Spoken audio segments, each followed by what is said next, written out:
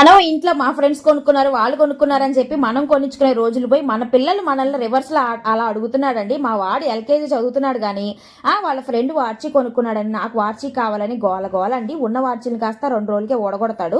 ఇక ఏం చేస్తాం, వాడి గోల భరించలేక ఏ వార్చి కావాలనేది కూడా వాడే సెలెక్ట్ చేసుకుంటున్నాడు. లైటింగ్స్ ఉండాలంట, వార్చిలో ఇమేజ్లు ఉండాలంట. సో అది పోతుంది నాన్న అన్నా సరే అస్సలు ఊరుకోలేదు. చూసారా వార్చి తీసుకునే వరకు ఎలా ఎగురుతున్నారో.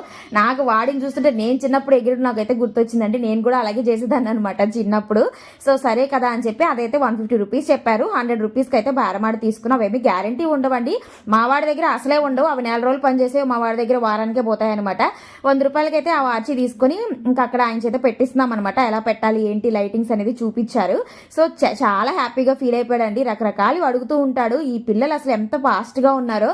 మనప్పుడు మనతో పోల్చుకుంటే వీళ్ళు మనకు డబల్ ఉన్నారు కదా ఈ రోజుల్లో. ఏమంటారో కామెంట్ సెక్షన్లో షేర్ చేసి చూసారు, అలా చెక్ చేసుకుంటున్నాడు. బై.